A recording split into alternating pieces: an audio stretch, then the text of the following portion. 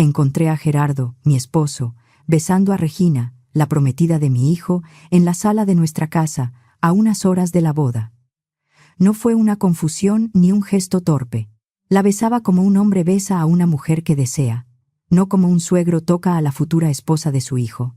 Iba a entrar y enfrentarlos ahí mismo, sin pensar en invitados, vestido ni ceremonia.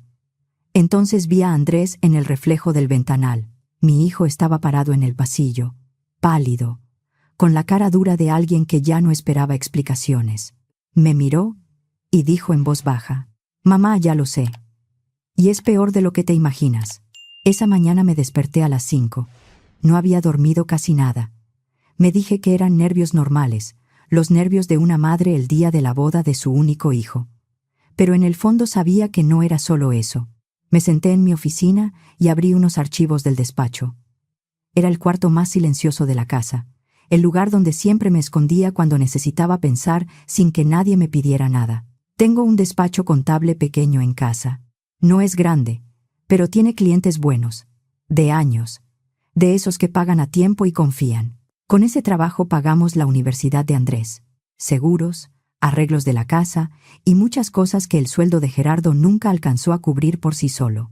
Tenía hojas de cálculo abiertas, pero no estaba leyendo nada. Afuera Zapopan todavía estaba oscuro, y yo ya imaginaba el jardín listo para la ceremonia, las sillas blancas, la carpa, los arreglos, el arco de madera cubierto con bugambilias y rosas. Había revisado las luces la noche anterior porque no quería que fallara nada. Andrés merecía casarse sin cargar con la vergüenza de otros. Llevaba 25 años casada con Gerardo y 24 criando a Andrés. Yo me ocupaba de lo que sostenía la casa. Gerardo era el que todos aplaudían. Trabajaba vendiendo proyectos para una empresa de desarrollo inmobiliario y entraba a cualquier reunión como si el lugar fuera suyo. A los 5 minutos, la gente ya lo escuchaba como si lo conociera de años. Yo recordaba pagos, citas, recibos, impuestos. Él daba discursos y sonreía para las fotos. Durante años pensé que así funcionábamos. Cuando alguien en la familia necesitaba ayuda, me llamaban a mí. Cuando había que quedar bien con alguien, llamaban a Gerardo. Él sabía hablar bonito. Yo sabía resolver. No me quejaba. Había amor. O eso creía. También había costumbre. Y a veces una confunde una cosa con la otra porque la casa sigue de pie. Los recibos se pagan, el hijo crece y las fotos familiares salen bien. Pero en los últimos meses algo cambió. Gerardo callaba cuando yo entraba a la sala. Ponía el celular boca abajo. Se salía al jardín para contestar llamadas. Cuando le preguntaba qué pasaba, me decía: «Trabajo, Norma. Ya sabes cómo se ponen los proyectos grandes». Y yo elegía creerle. Una no rompe una vida entera solo porque algo no le cuadra. El sonido de la puerta me sacó de mis pensamientos. Era Andrés, con pantalón deportivo, camiseta y una taza de café. Tenía ojeras. Se veía demasiado cansado para ser el novio de una boda que empezaba a las 4. «Mamá, llevas horas despierta», dijo. Quería revisar unas cosas. «No tienes que hacerlo todo. Solo quiero que salga bien para ti». Andrés no sonrió. Entró y se sentó en la orilla del escritorio. Fui a buscar a mi papá y ya no estaba. Dijo que tenía que recoger algo para los Linares. Fruncí el ceño. Yo no sabía nada de eso. Regina Linares era su prometida. Habían estado juntos casi 2 años. Andrés la conoció en una exposición de proyectos urbanos, cuando todavía trabajaba en una constructora y hablaba de plazas, parques y banquetas, como si de verdad creyera que una ciudad podía ser más amable. Al principio me gustó que Regina tuviera carácter, que hablara con seguridad, que pareciera saber lo que quería. Era arquitecta, joven, hermosa, ambiciosa. Trabajaba en una firma de diseño y desarrollo inmobiliario en Guadalajara. Su padre, Humberto Linares, era magistrado retirado. Era de esos hombres acostumbrados a que todos bajaran la voz cuando él hablaba. Su madre vivía metida en patronatos y eventos sociales. Para cualquiera, Regina era una nuera perfecta. Para mí también lo fue al principio. Después empecé a notar cosas. Regina miraba el celular cuando Andrés hablaba de sus planes. Se reía más con Gerardo que con él. Preguntaba por mi esposo apenas cruzaba la puerta. y Gerardo encontraba siempre una excusa para servirle vino, acercarle una silla o tocarle la espalda al pasar. Andrés bajó la mirada hacia su taza. «Mamá, necesito preguntarte algo. Dime», respiró hondo. «¿Tú también has notado algo raro entre Regina y mi papá?» No contesté de inmediato. Esa pausa fue suficiente. Él apretó los labios. Lo sabía. «Andrés, ¿qué viste?» «Más de lo que quisiera». Se frotó la cara. «Ayer los vi en el jardín. Solo hablaban, pero mi papá la miraba de una forma que no se le mira a la prometida de un hijo». Me ardió la nuca. «Eso es muy serio, ya lo sé. Y por eso te lo pregunto a ti.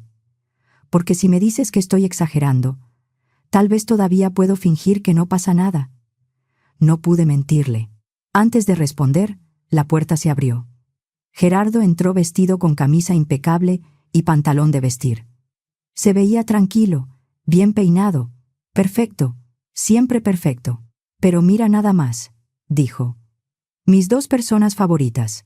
Sonrió, pero sus ojos se movieron rápido de Andrés a mí, midiendo la escena. «Gran día, hijo. Deberías estar arreglándote». Luego me miró. «Y tú, Norma, vas a llegar agotada a la ceremonia. Regina viene a las 10 para revisar unos cambios de último minuto en las mesas». Andrés se quedó inmóvil. «¿Qué cambios?» «Nada grave. Que sus papás no queden cerca de tu tío Ernesto por lo de la discusión de Navidad. Ya sabes cómo se ponen esas cosas». «Claro», dijo Andrés, con una calma que me dolió. «No vaya a ser que se sienten las personas equivocadas juntas». Gerardo fingió no escuchar el filo de la frase. Cuando salieron, me quedé quieta. Tenía llamada con el servicio de banquete a las 10:30, pero la cancelé. Dije que había un asunto familiar. Era cierto, aunque nadie podía imaginar de qué tamaño.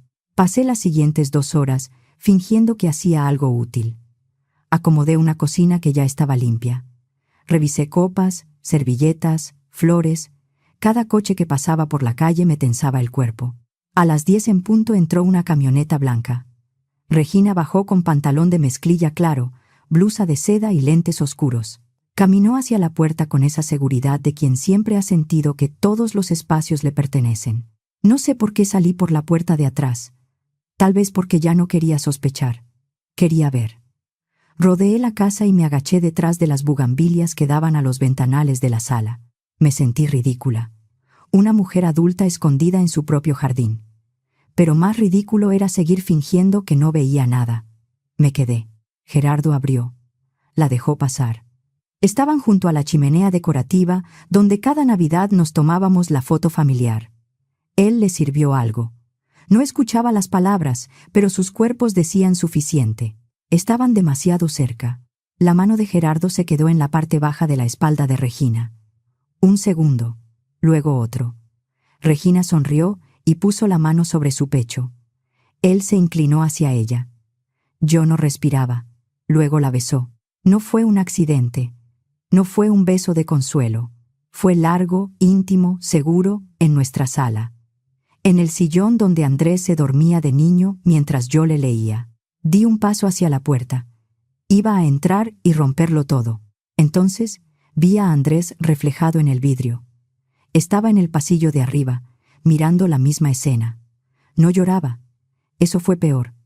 Tenía la cara cerrada, como si algo dentro de él ya se hubiera apagado. 1 minuto después apareció a mi lado. Había salido por la puerta lateral sin que yo lo notara. «Mamá, no», susurró. «Andrés, esto no puede quedarse así. Lo sé. Entonces voy a entrar». «No todavía». Lo miré. Tenía las manos temblando. «Lo sé desde hace semanas», dijo. «¿Semanas?», asintió. Al principio pensé que me estaba volviendo loco. Luego los vi comer juntos en Andares. Mi papá dijo que estaba con clientes. Regina dijo que iba con unas amigas. Los dos mintieron. Le pedí ayuda a alguien. ¿A quién? A Rocío. Me quedé helada. ¿Mi hermana? Sí. No sabía a quién más acudir. Fue policía de investigación muchos años y ahora trabaja por su cuenta. Le pagué sus gastos. Quería hacerlo bien. Sacó su celular y me mostró fotos.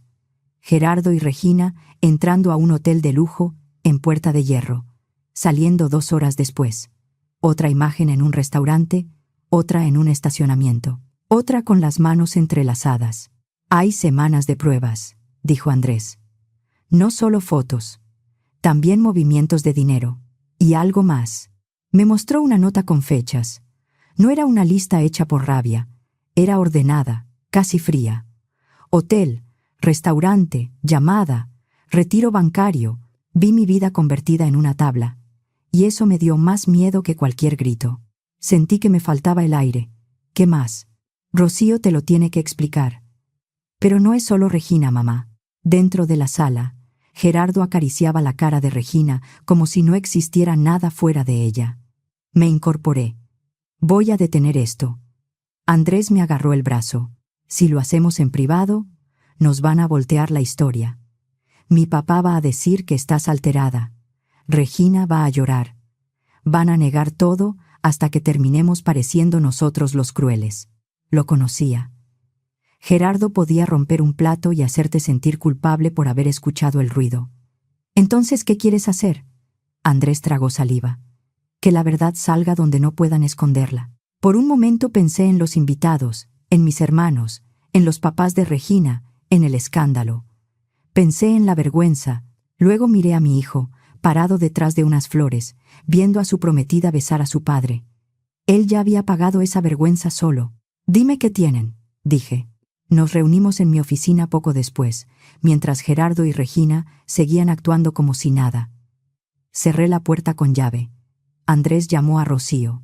Llegó en menos de media hora después. Supe que ya estaba cerca, esperando la llamada de Andrés. Venía vestida de forma sencilla, con una carpeta y una expresión que no intentó suavizar nada. «Norma», dijo al entrar. «Lo siento». Eso bastó para que yo entendiera que venía con algo peor. Rocío me explicó todo con calma. No habló como hermana al principio. Habló como alguien que sabía que, si se quebraba conmigo, yo también iba a caerme. Andrés la había buscado casi un mes antes. Ella siguió a Gerardo y Regina, documentó hoteles, comidas y regalos. Pero no hizo milagros ni consiguió bancos por debajo de la mesa. Parte de los papeles estaban en mis propios archivos, mezclados con documentos de la casa. Gerardo los había dejado ahí, confiado en que yo ya no revisaba nada que llevara su nombre. Gerardo lleva años retirando efectivo, dijo, poniendo estados de cuenta sobre mi escritorio. Cantidades que, vistas solas, parecían gastos normales de una casa como la suya. Juntas cuentan otra cosa. Reconocí las cuentas. Eran nuestras. Me decía que era para comprar monedas antiguas, dije. Rocío no cambió la cara. No eran monedas. Pasó a otra hoja. También pidió un crédito con garantía sobre el fondo privado de inversión que ustedes usaban como retiro. Más de 1 millón de pesos en 18 meses. Eso necesitaba mi firma, y la falsificó. Vi la comparación. Mi firma real. La otra, parecida, pero más tiesa. No era mía.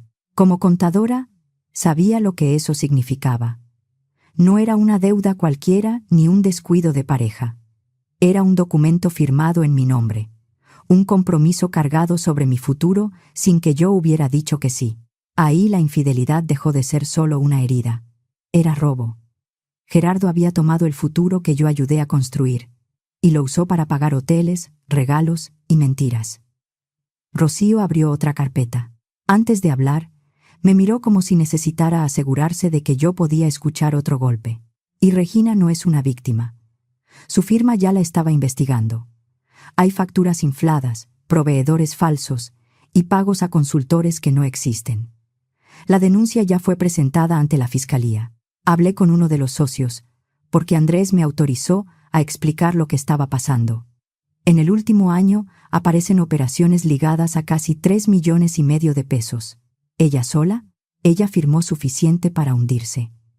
Parte de ese dinero terminó en regalos para Gerardo, y hay algo todavía más torcido. Regina convenció a Gerardo de meter dinero en una supuesta inversión inmobiliaria. La inversión no existía. El dinero cayó en una cuenta ligada a ella.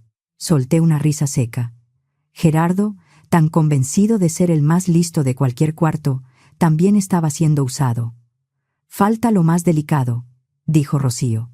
Sacó un sobre más pequeño. Encontré pagos mensuales a una mujer llamada Mireya Ríos. Empezaron hace 15 años. Vive en Tlaquepaque. Tiene una hija de 15 años. No dije nada. No pude. Rocío continuó. La niña se llama Abril. En el acta no aparece el padre. Mireya aceptó una prueba privada cuando entendió que Gerardo también les había mentido a ustedes. No tiene valor judicial definitivo, pero la compatibilidad es muy clara. Gerardo es su padre. Me quedé mirando el papel. Los datos sensibles estaban cubiertos, porque Rocío insistió en proteger a la menor. Pero la conclusión era imposible de esquivar. Gerardo tenía una hija, 15 años. Otra casa, otra vida. A 40 o 50 minutos de la mía, si no era hora pico. No era un viaje lejano, era aquí mismo. ¿Mireya sabe de mí?, pregunté.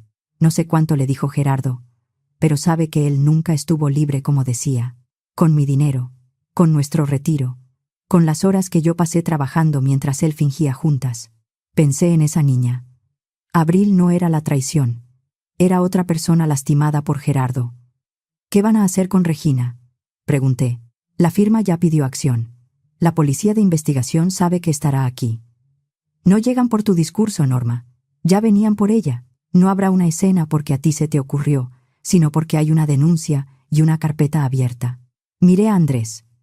Estaba sentado frente a mí, pálido, con los ojos fijos en el piso. No parecía tranquilo.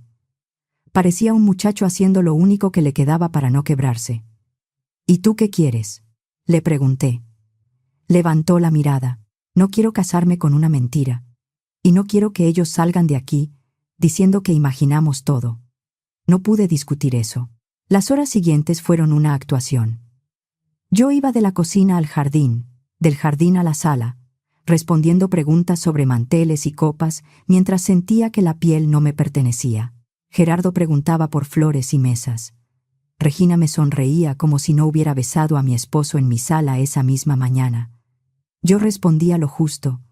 Por dentro sentía una mezcla de rabia y una calma que me asustaba. Rocío revisó el equipo de proyección con la excusa de ayudar a la coordinadora. La pantalla estaba preparada para mostrar fotos de Andrés de niño durante la recepción. Ahora mostraría otra cosa. No todo. No datos completos de Abril. No su rostro. Solo lo necesario para que Gerardo no pudiera seguir escondiéndose. En mi bolsa puse una memoria con copias de las pruebas y el borrador de demanda de divorcio que mi abogada había preparado desde días antes, cuando le dije que necesitaba protegerme si mis sospechas resultaban ciertas. No la había buscado por una certeza, sino por cansancio. Durante meses había sentido que algo se acababa y quería tener al menos una puerta abierta. Después de esa mañana, dejó de estar en duda. Se terminó. Lo único que faltaba era que Gerardo lo supiera frente a todos, sin una salida cómoda por donde escapar de la verdad. A las 4:05 me senté en la primera fila. Era una tarde cálida, de esas en que el sol todavía pega fuerte, pero la carpa hacía que el jardín se viera perfecto para las fotos. El grupo de cuerdas empezó a tocar. Los invitados guardaron silencio. Gerardo se sentó a mi lado y me tomó la mano. «Te ves hermosa», me dijo. «¿No es un día perfecto?». Lo miré. No sentí amor ni nostalgia, solo cansancio. «Perfecto», respondí. Regina apareció al fondo del pasillo vestida de blanco. Hubo suspiros entre los invitados. Alguien dijo que se veía preciosa. Y sí, se veía preciosa, hermosa, serena, falsa. Sonrió a los invitados y luego buscó a Gerardo con los ojos. La mirada duró menos de un segundo, pero la vi. Complicidad, descaro, triunfo. Andrés estaba al frente, junto al oficial del registro civil. Cuando Regina llegó a su lado, él le tomó la mano sin temblar. Luego me miró y bajó apenas la cabeza. Era la señal. El oficial habló de respeto, voluntad y compromiso. Cada palabra me raspaba por dentro. Cuando estaba por pedirles que confirmaran si aceptaban contraer matrimonio, me puse de pie. El murmullo corrió entre las sillas. Gerardo me apretó el brazo. «Norma, ¿qué haces?». «Siéntate». Me solté. «Perdón por interrumpir», dije. y mi voz salió más firme de lo que esperaba. Pero este matrimonio no puede celebrarse. Humberto Linares, el padre de Regina, se levantó. No gritó. Eso lo hizo peor. Solo se puso de pie, como si todavía estuviera en una sala donde todos debían pedirle permiso para hablar. Señora Norma, ¿qué significa esto? Significa que su hija no puede casarse con mi hijo.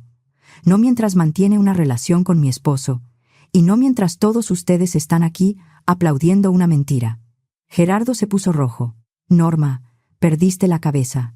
Estás humillando a Andrés. Lo miré de frente. No, Gerardo. Tú humillaste a tu hijo. Tú y tu amante. Presioné el control.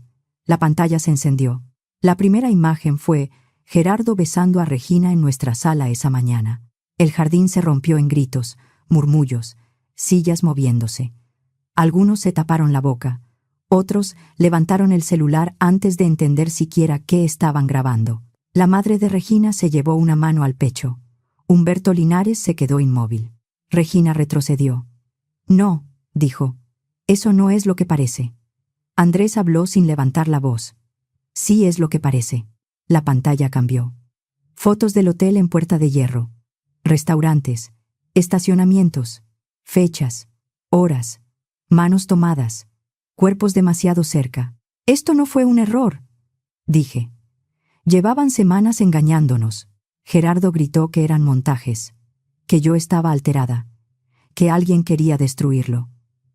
Rocío pasó a la siguiente carpeta. Estados de cuenta. Retiros. El crédito contra el fondo privado de retiro. Mi firma falsificada ampliada junto a una firma real. El ruido bajó. Durante años, Gerardo sacó dinero de nuestras cuentas.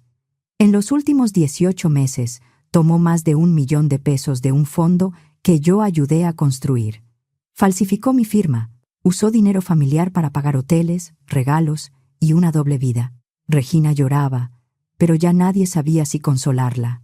Y Regina tampoco llegó limpia a esta familia. Aparecieron facturas falsas, transferencias y documentos entregados por su propia firma. Regina Linares aparece firmando operaciones ligadas al desvío de casi 3,5 millones de pesos de la empresa donde trabajaba. Parte de ese dinero terminó en regalos para Gerardo. Otra parte pasó por una inversión falsa con la que también lo engañó a él. Uno de los socios de la firma se levantó de golpe. Su cara era pura furia. Regina negó con la cabeza. No, eso no es cierto. Pero su voz ya no tenía dónde sostenerse. Respiré hondo. Y la mentira de Gerardo no empezó con Regina. La pantalla mostró un informe preliminar con datos personales cubiertos. Solo se veía la conclusión de compatibilidad paterna prácticamente concluyente y la edad de la menor 15 años. Gerardo tiene una hija, dije. Esta vez la voz me tembló. Una hija de 15 años que nos escondió a Andrés y a mí durante toda su vida. El silencio fue peor que los gritos. No dije su nombre completo. No mostré su cara. No iba a convertir a una niña en espectáculo por culpa de Gerardo. Pero bastó esa línea para que todos entendieran el tamaño de la mentira. Nadie sabía a dónde mirar. Gerardo estaba blanco. Andrés no apartó los ojos de él. Regina soltó un sollozo y cayó de rodillas sobre el pasto. Su vestido blanco se arrugó bajo ella. Su madre corrió a sostenerla. Humberto Linares parecía haber envejecido 10 años en un minuto. Gerardo intentó irse por un costado. Caminó rápido, empujando una silla. Rocío se cruzó en su camino. No compliques más esto, Gerardo. Quítate. No. La abogada de Norma tiene copia de todo. Si mueves dinero o desapareces documentos, también va a quedar registrado. Él apretó los dientes, pero no pasó. Entonces, 2 agentes de la policía de investigación entraron por el lateral del jardín. No venían corriendo. No hicieron teatro. La gente se abrió al verlos. Regina Linares, dijo uno. Ella levantó la cara, desencajada. Venimos de la fiscalía. Hay una orden de aprehensión en su contra por fraude y administración fraudulenta. Necesitamos que nos acompañe. No, murmuró. Le colocaron las esposas con cuidado. El clic fue pequeño, pero todos lo escuchamos. Ahí entendió que no era solo una boda cancelada. No era solo vergüenza frente a invitados. Había consecuencias reales. Los fotógrafos, contratados para guardar un cuento de amor, terminaron registrando otra cosa. Regina salió entre agentes. No gritó más. Caminó como si cada paso pesara más que el vestido. Su madre lloraba. Su padre no se movía. Gerardo se quedó sin palabras, y eso, en él, fue casi una confesión. Poco a poco, los invitados empezaron a irse. Algunos evitaban mirarme, otros me abrazaban sin saber qué decir. La coordinadora caminaba de un lado a otro sin saber a quién obedecer. El pastel seguía intacto en una mesa, ridículo y triste. Cuando el jardín quedó medio vacío, las piernas me fallaron. Andrés me sostuvo. Ya pasó, mamá. Miré las sillas, las flores, el arco. Todo seguía ahí. Lo que se había caído era la mentira. Me duele todo, dije. Pero ya no tengo que fingir. Las horas siguientes fueron declaraciones, llamadas de abogados y familiares hablando en voz baja. Mi hermano quiso llevarme a su casa. Una prima empezó a recoger centros de mesa como si ordenar flores pudiera ordenar lo que acababa de pasar. Yo solo buscaba a Andrés con la mirada. Gerardo fue cuestionado y luego se fue. No me dijo nada. No le dijo nada a Andrés. Subió a su coche y desapareció. No me sorprendió. Eso fue lo peor. Ni siquiera se quedó a mirar el daño. Al día siguiente presenté la demanda de divorcio. Con las firmas falsas, los movimientos bancarios y el crédito contra el fondo, Gerardo no tuvo mucho espacio para pelear.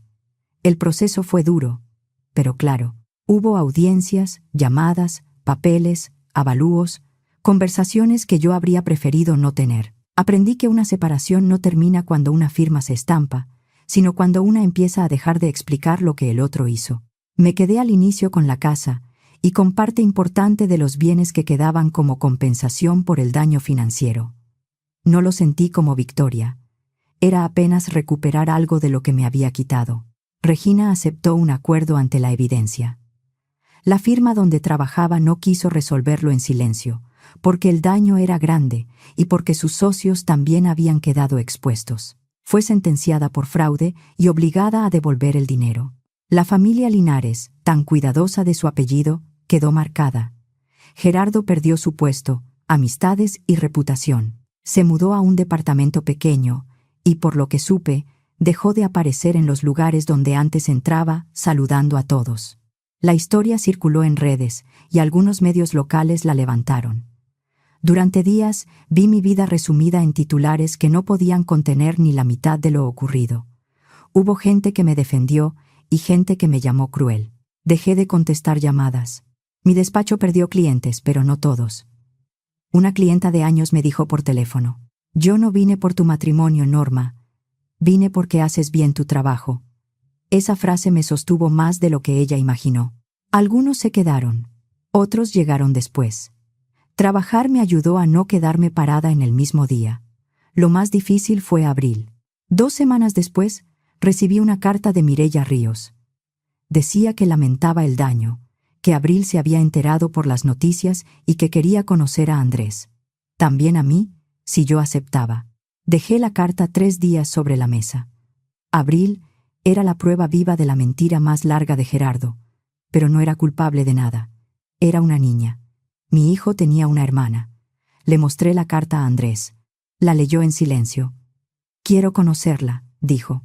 «¿Estás seguro?» «Sí. Ella no tiene la culpa». Nos vimos en una cafetería tranquila, en un punto intermedio entre Zapopan y Tlaquepaque. Elegimos un lugar sin música fuerte y con mesas separadas, porque ninguno de nosotros quería sentirse observado. Mireya llegó primero. Se veía cansada, como alguien que llevaba años viviendo con una verdad mal acomodada. Detrás venía Abril, con un libro pegado al pecho. Cuando la vi, entendí por qué Gerardo la había escondido y por qué eso era todavía más cruel. Tenía sus ojos, la misma mirada oscura que a mí me había enamorado cuando era joven. Abril estaba asustada. Yo también. Andrés fue quien rompió el hielo. Se le notaba nervioso, pero no la trató con lástima. Le preguntó por la escuela, por el libro, por las películas que le gustaban. No le preguntó por Gerardo, no le pidió explicaciones. La trató como una persona, no como una prueba. Yo hablé poco. Me limité a mirarla y a repetirme que mi rabia no era contra ella. Con el tiempo volvimos a vernos. Primero café, luego comida, después una tarde en mi casa. Andrés y Abril empezaron a escribirse.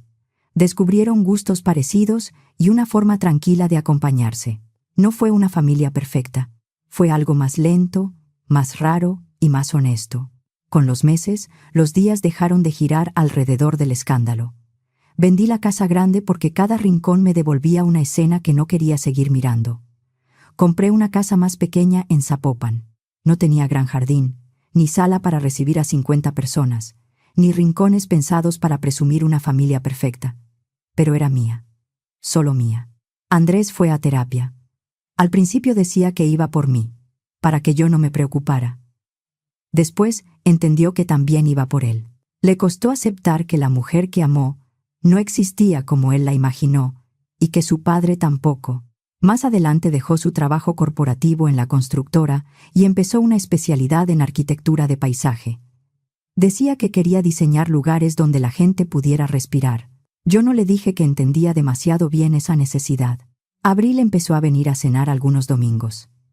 Al principio se sentaba derecha, como visita. Después se quitaba los zapatos, discutía películas con Andrés y me ayudaba a levantar platos sin que se lo pidiera. Un día me di cuenta de que ya no la pensaba como El secreto de Gerardo. Fue una noche común ella, y Andrés discutían si una película vieja era buena o solo famosa, y yo estaba lavando platos. Los escuché reírse, y entendí que la vida no me había devuelto lo mismo, pero me había dejado una posibilidad. Era Abril, la hermana de mi hijo, una niña que también había sobrevivido a lo que él hizo. Casi un año después, Gerardo tocó el timbre de mi nueva casa. Se veía más viejo, más delgado. Ya no traía esa seguridad con la que antes llenaba cualquier cuarto. «Hola, Norma», dijo. «¿Puedo pasar?» Dudé, pero lo dejé entrar. Se sentó en la orilla del sillón. Dijo que estaba en terapia, que ya no sabía ni por dónde empezar, que había mentido tanto que ni él mismo sabía qué parte de su vida había sido cierta. Dijo que no esperaba justificar nada, que había destruido más de lo que entendía. Se disculpó por el dinero, por Andrés, por Abril, por haberme dejado vivir tantos años dentro de una historia falsa. Lo escuché, parecía sincero. Pero la sinceridad tarde no devuelve una vida. No sé si perdón sea la palabra, le dije. Lo que sé es que ya no quiero vivir pendiente de odiarte. Se le llenaron los ojos de lágrimas. Gracias, pero no te confundas. No hay regreso. No voy a volver a confiar en ti. Asintió. Lo sé. Se fue unos minutos después. Lo vi cruzar la puerta y no sentí ganas de detenerlo, ni de gritarle, ni de pedirle otra explicación. Esa fue la señal más clara de que algo en mí había sanado, aunque fuera a golpes. Esta vez no sentí que se llevara nada mío. Esa noche, pensé en la mujer que se escondió detrás de las bugambilias, con tierra en las rodillas y el corazón roto. Quise decirle que no iba a salir intacta. Nadie sale intacto de una traición así. Pero también quise decirle que un día iba a despertar en una casa más pequeña, con menos certezas y aún así en paz. No recuperamos la familia que creíamos tener, pero dejamos de defenderla como si todavía existiera. Esa noche, en mi casa pequeña, dormí sin esperar otro golpe.